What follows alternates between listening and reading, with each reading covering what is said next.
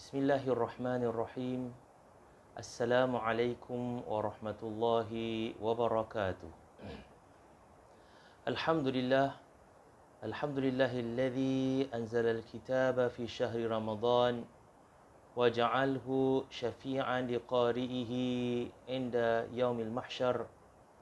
Wassalatu wassalamu ala asyrafil anbiya'i wal mursalin wa khatamin nabiyyin Sayyidina wa habibina wa syafi'ina Muhammad wa ala alihi wa sahbihi ajma'in.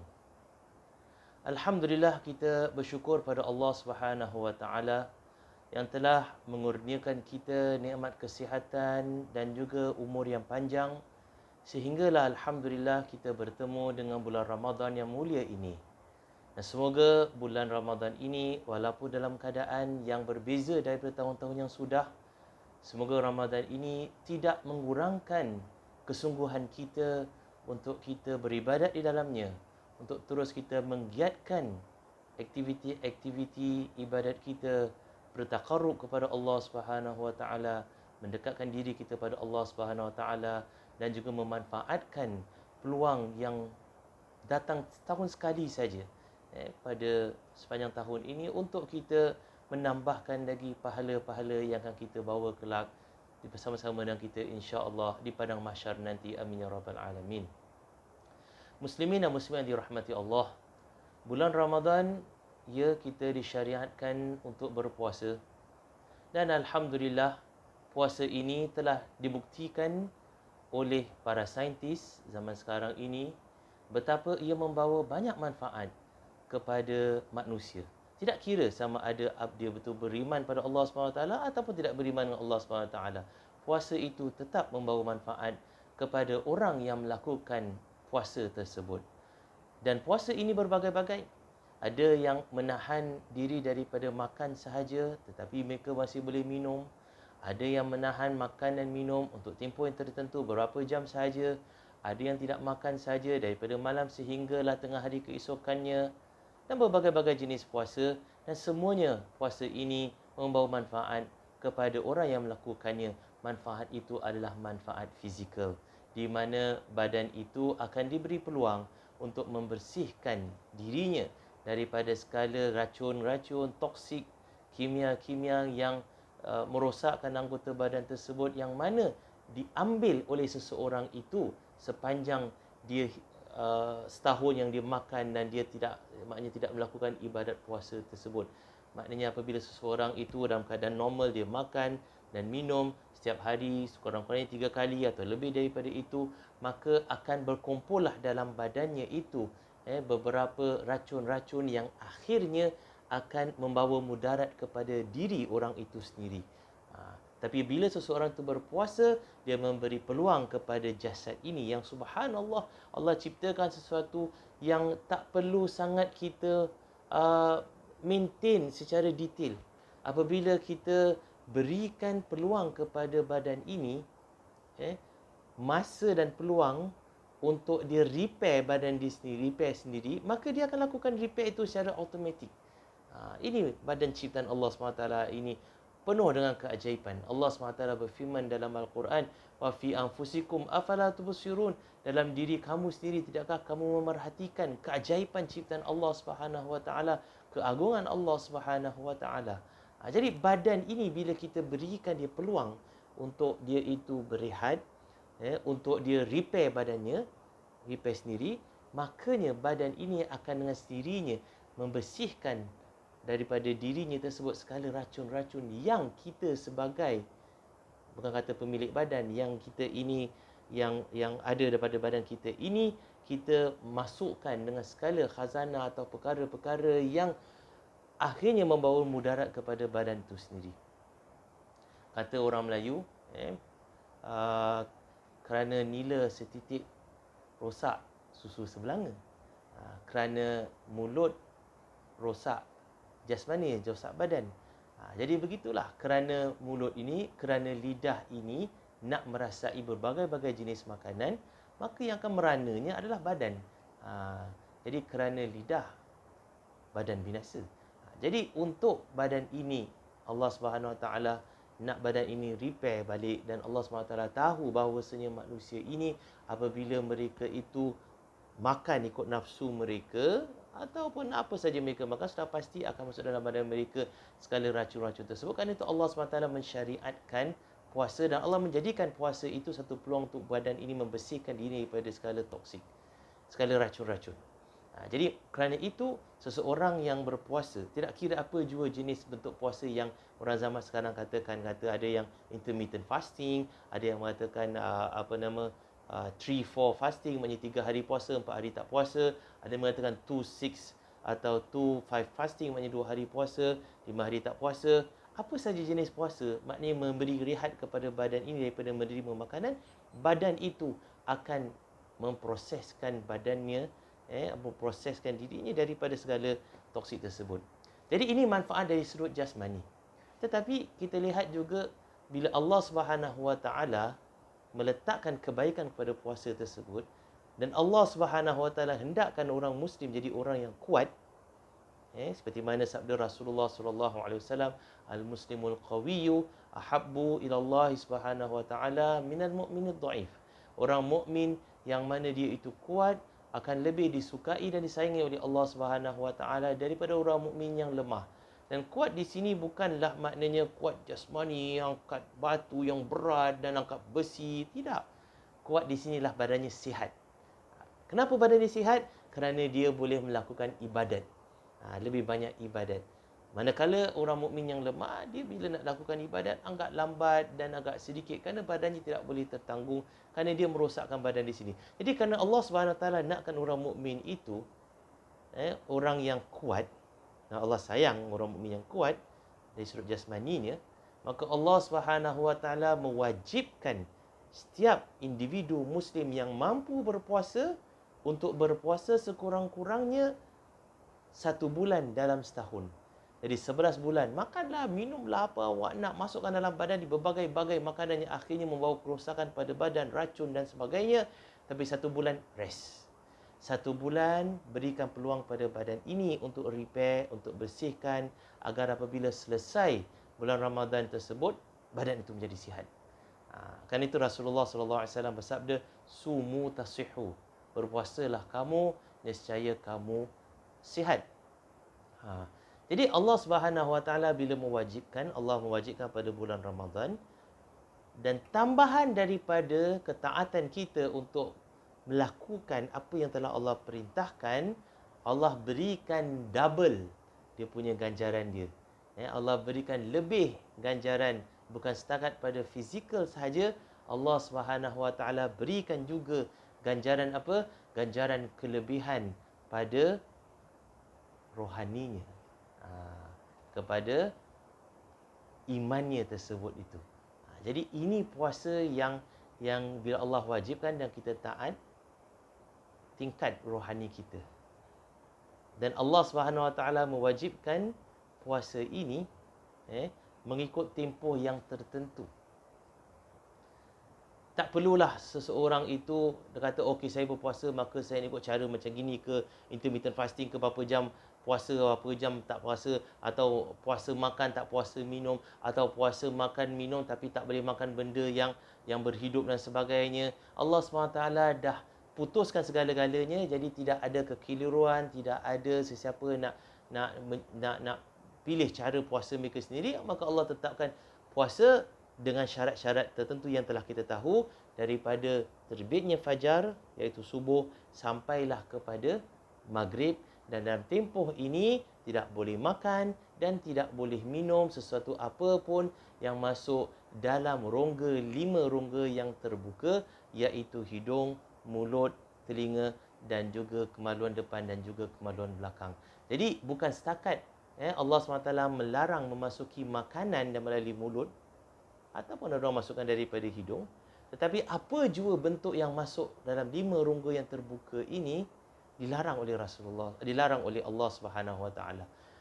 Maka kerana itu kita lihat puasa orang Islam ini adalah puasa yang lebih ketat daripada puasa mereka yang tidak beriman. Mereka yang tidak beriman mungkin mereka juga tahan makan dan minum, tapi tidak ada tambahan daripada itu, iaitu melarang seseorang yang bukan beriman ini berpuasa daripada memasukkan sesuatu daripada telinga dia, ataupun daripada hidung dia, ataupun kemaluannya. Maknanya dia boleh berpuasa, tapi mungkin dia boleh, maaf cakap, melakukan hubungan jenis dengan pasangannya. Jadi pada mereka itu tetap puasa, kerana pada mereka puasa adalah hanya menahan makan dan minum sahaja. Sedangkan dalam Islam, puasa lebih daripada itu. Itu hanya satu aspek daripada puasa, menahan makan dan minum. Puasa lebih daripada itu kerana puasa ini adalah ibadat rohani, bukan setakat jasmani. Jasmani itu satu aspek saja. Seperti saya katakan tadi, bahawasanya puasa ini bagi orang mukmin yang Allah tetapkan daripada subuh sampai kepada maghrib, tak boleh makan dan minum dan syarat-syarat lain. Ini bukan setakat kemanfaatan kepada jasmani, jasad, zahir, tapi juga membawa kemanfaatan kepada rohani. Jadi kerana itu diletakkan syarat-syarat lebih daripada hanya setakat tak boleh makan dan minum. Maka telinga juga perlu berpuasa. Bukan setakat tak dimasukkan barang di situ saja, tapi telinga ni perlu berpuasa daripada mendengar-mendengar perkara-perkara yang tak mahu manfaat kepada kita. Manfaat di sini dimasukkan ialah manfaat akhirat kita. Tak ada mau manfaat pada akhirat kita. Dengar cerita pasal hal orang, dengar cerita umpatan orang, dengar perkara-perkara yang melalaikan kita daripada bunyi-bunyian dan sebagainya, tak ada manfaat kepada akhirat kita, maka itu kita rehatkan telinga kita juga daripada sedemikian. Itu manfaat kepada rohani. Begitu juga kemaluan. Orang yang tak beriman, mereka berpuasa, tapi mereka melakukan perbuatan, maknanya bersama dengan pasangan mereka tersebut, pada mereka tak menjadi masalah. Kepada kita membatalkan puasa, kerana apa? Puasa itu lebih daripada menahan makan dan minum. Ia juga adalah manfaat kepada jiwa kita. Maka perbuatan tersebut itu dilarang juga dalam ibadat kita, dalam syariat kita.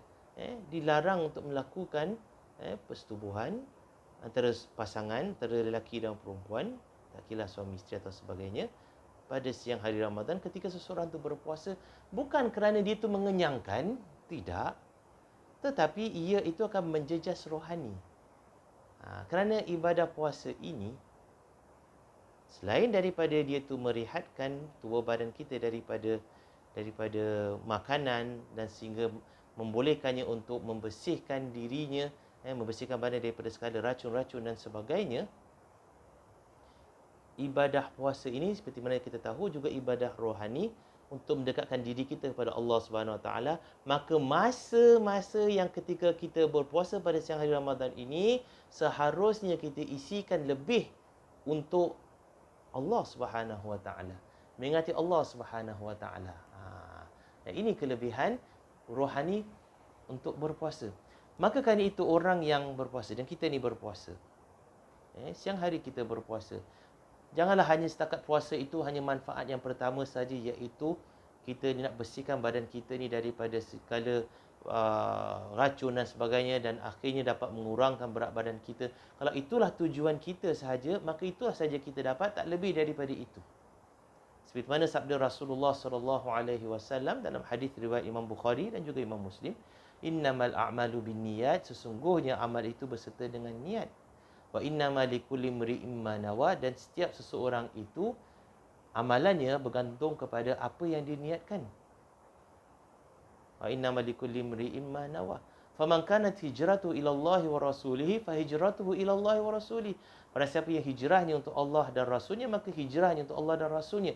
Dia hijrah daripada, kalau asalnya daripada Mekah ke Madinah, tapi kita juga boleh istilahkan hijrah daripada yang tak baik kepada yang baik, pada amalan yang buruk kepada amalan yang baik, kepada perkara yang tak menyihatkan kepada perkara yang menyihatkan, daripada jauh daripada Allah SWT kepada kedudukan yang dekat kepada Allah SWT melalui ibadat-ibadat.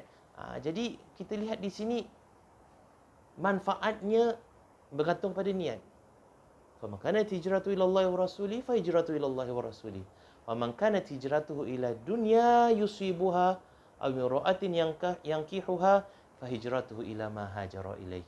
Orang siapa yang hijrahnya, faman kanat hijratuhu ila dunya, hijrahnya untuk mendapat sesuatu dari ganjaran di dunia ini sahaja, bukan akhirat, Dia nak something physical kat dunia ini.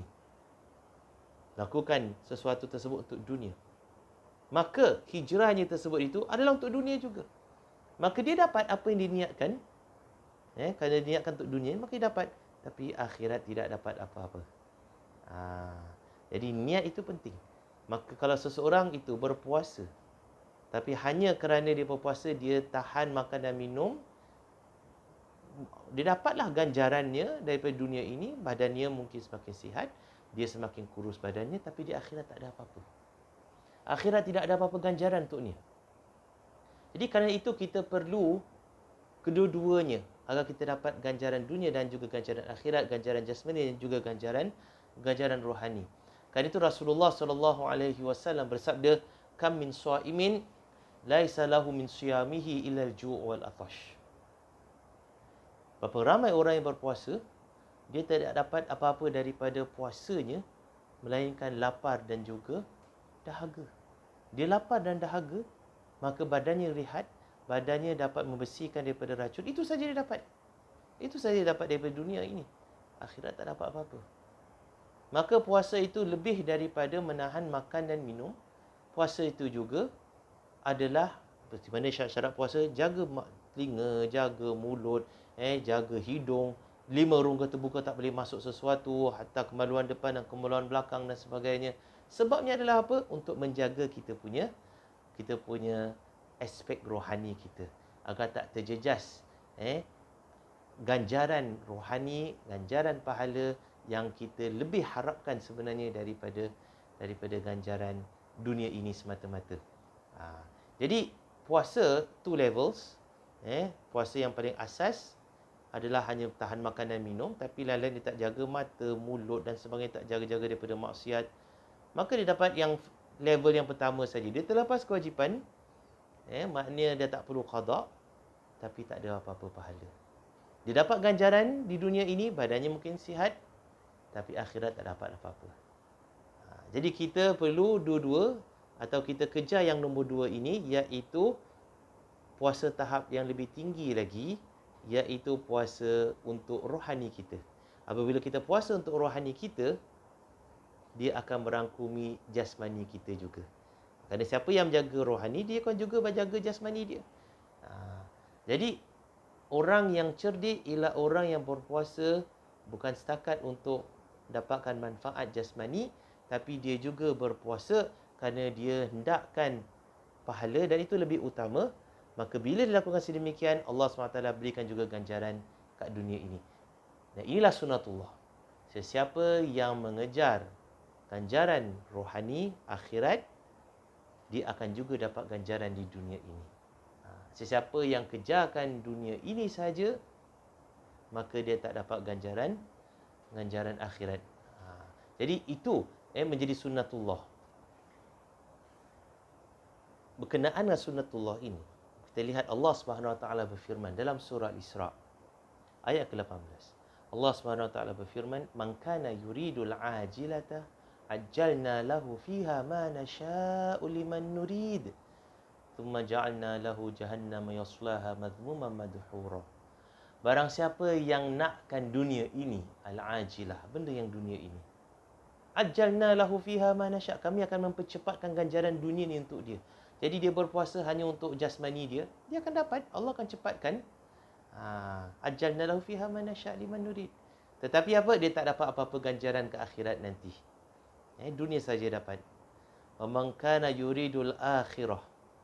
Barang siapa yang inginkan akhirat, jadi dia pergi pada level yang kedua, puasa yang kedua, iaitu puasa kerana nakkan ganjaran akhirat rohani tersebut itu sendiri. Man kana yuridul akhirah wa sa'alaha sa'yaha, dan dia betul-betul usaha untuk fulfillkan ibadat dia untuk rohani tersebut. Jadi bila dia puasa, dia betul-betul jaga puasa dia dari sudut rohani, bukan setakat jasmani saja. Matanya dijaga daripada melihat benda yang haram, telinga je dia menjaga daripada melihat benda yang haram, malah benda yang makruh pun dia tidak lihat, dia tak nak lihat, benda yang makruh pun dia tak mau dengar. Mulutnya tersebut dijaga daripada mengungkapkan perkara-perkara yang haram. Tangannya, kakinya, dia mengelakkan diri daripada melakukan perkara yang haram, sebaliknya digantikan dengan ibadat-ibadat yang sunat dan wajib. Wa man arada al-akhirata wa sa'a laha sa'yaha, dan dia betul-betul usaha untuk akhirat tersebut, wa huwa mu'min, dan dia tu mukmin, kana sa'yuhu mashkura, maka usaha dia tersebut tu akan dihargai oleh Allah, akan diberikan ganjaran oleh Allah SWT. Dan ganjaran ini, ganjaran akhirat dan juga ganjaran kat dunia ini. Jadi orang yang cerdik, dia akan pergi kepada level 2 punya puasa agar dia itu dapat manfaat dunia juga dan juga akhirat tersebut. Dan caranya lah apa? Caranya ialah seperti mana saya katakan tadi, kita elakkan diri kita seberapa yang boleh perkara-perkara yang biasa kita buat pada bulan-bulan yang lepas, daripada perkara-perkara yang melalaikan, perkara-perkara yang Allah SWT tak suka, bukan setakat Allah SWT haramkan, tapi yang Allah SWT tak suka, kita elakkan pada bulan Ramadan ini. Sebaliknya, kita gantikan perkara-perkara yang bukan setakat wajib yang kita lakukan seperti puasa dan solat, tapi kita gandakannya, kita isikannya dengan perkara-perkara yang Allah SWT suka. Ibadat-ibadat sunat yang kita lakukan dalam bulan Ramadan ini. Kerana kita lihat semua ibadat yang wajib, Allah SWT datangkan juga, digandingkan bersama dengan ibadat yang sunat. Kita lihat solat, ada solat wajib, ya, ada solat sunat dan banyak solat sunat. Kita lihat zakat wajib, ya, Allah gandingkan juga yang sunat, iaitu sedekah. Kita lihat juga puasa wajib bulan Ramadan, dan juga Allah jadikan puasa yang sunat. Dan banyak puasa-puasa sunat. Dan kita lihat haji, haji itu wajib, dan Allah gandingkan dengan apa? Dengan seperti haji, tapi lebih kurang dia punya intensity daripada haji tersebut, yang mereka sebagai umrah. Dan umrah itu adalah sunat. Maka setiap yang wajib, Allah datangkan dengan sunat.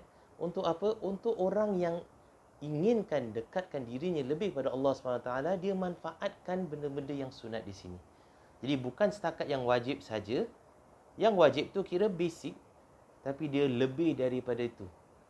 Dia kira give the best, more than what is needed.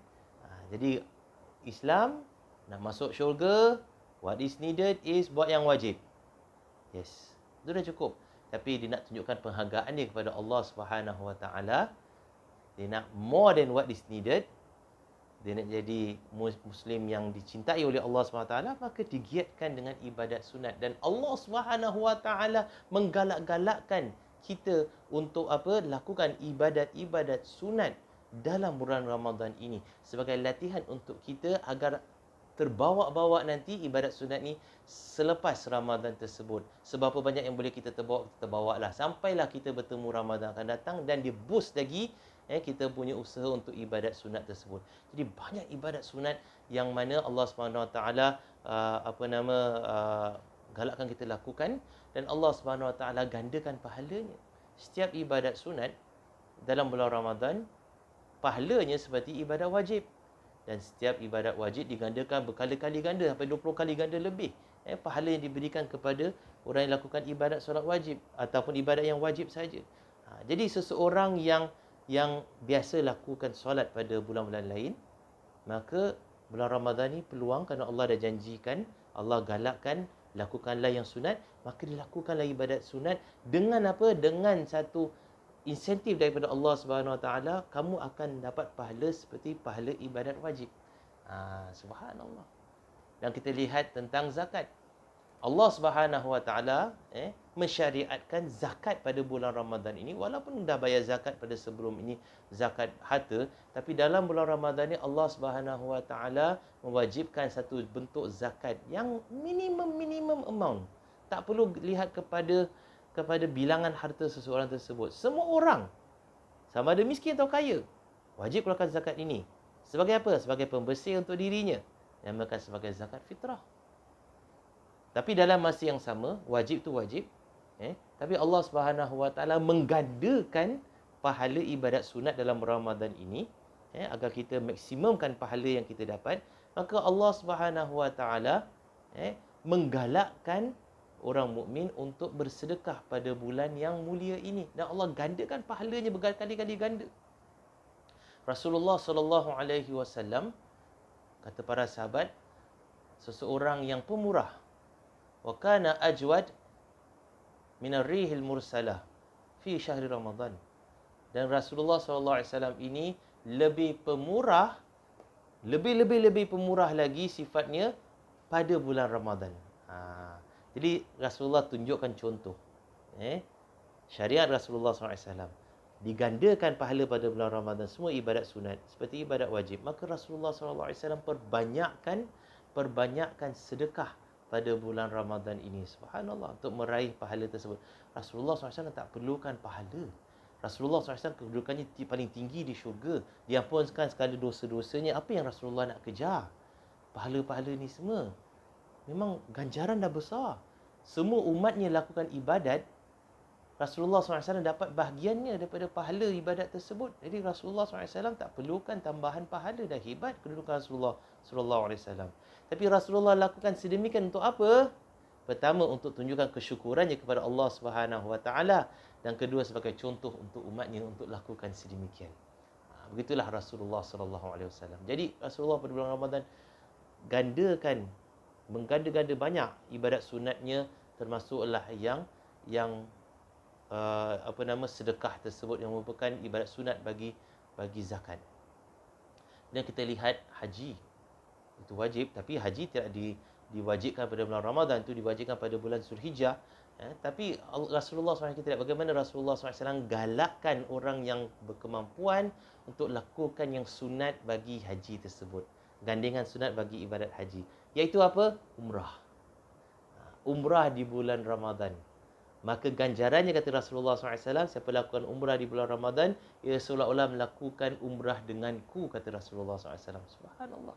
Pahala tinggi, seolah-olah dia tak bertemu Rasulullah SAW, tapi dia dapat pahala seolah-olah dia itu mengerjakan umrah dengan Rasulullah SAW. Hebat pahalanya. Kerana itu orang berebut-rebut nak lakukan ibadat pada bulan Ramadan. Cuma tahun ini, Allah SWT menguji kita dengan ujian yang berat ini, sehingga menyebabkan kita ini, umat Islam, tidak dapat mengerjakan umrah pada bulan Ramadan. Tarawih tidak dapat dilakukan di masjid. Malah nanti kemungkinan juga solat hari raya juga tidak dapat dilakukan di masjid. Allah uji. Ini bukan kata orang, oh ni petanda kiamat, oh Dajjal nak keluar. Itu urusan Allah SWT. Kita tak masuk campur. Tapi kita lihat daripada perspektif yang positif, iaitu apa? Ini semua ujian daripada Allah SWT untuk Allah lihat diri kita.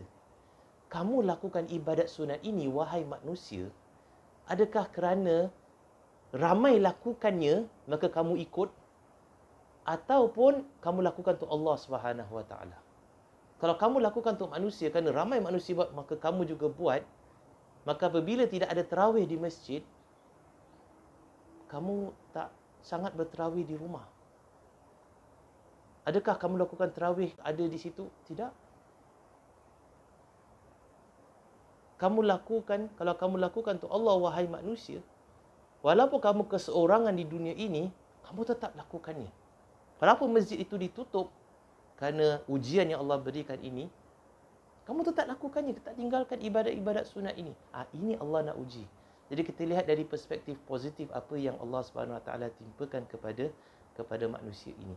Orang mukmin tidak akan lihat daripada perspektif negatif. Semuanya orang mukmin akan lihat daripada perspektif positif. Ini keajaiban orang mukmin.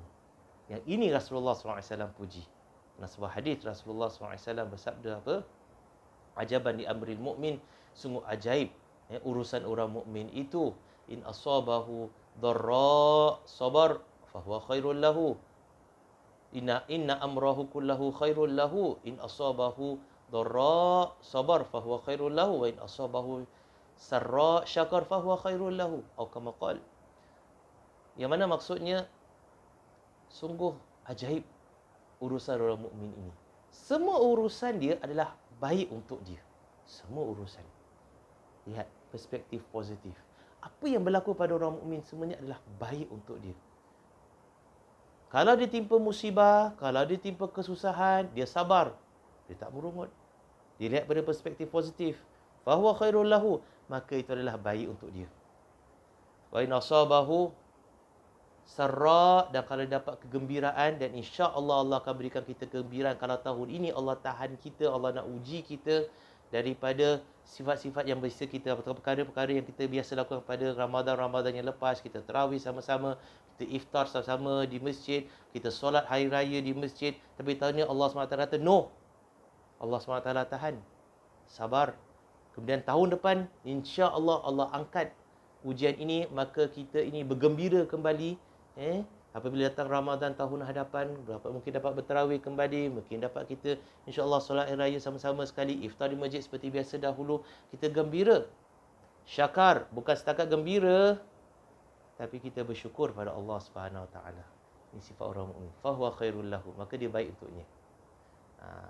Syukur apabila tertahan nikmat, kemudian diberikan nikmat, seseorang tu lebih menghargai nikmat tersebut.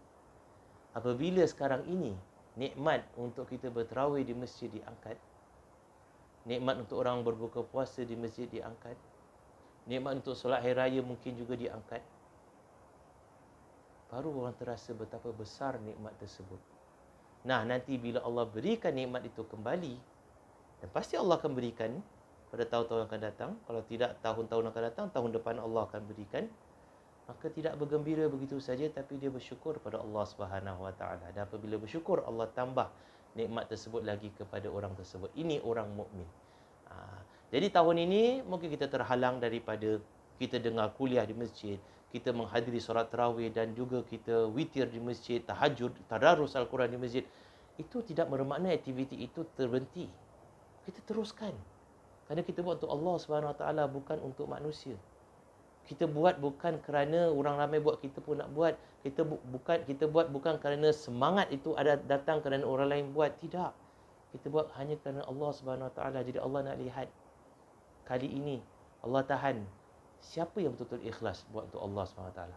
Kalau kita betul-betul ikhlas buat untuk Allah pada Ramadan lepas, kita betul ikhlas untuk Allah Subhanahu Wa Taala, kita akan teruskan. Kita akan teruskan. Pada tahun ini, Ramadan kali ini, walaupun tak dapat bersama-sama dengan manusia lain, walaupun semangat macam Ramadan itu semacam seperti berkurangan, tapi dia tidak melenturkan semangat kita untuk mendekatkan diri kita kepada Allah Subhanahu Wa Taala.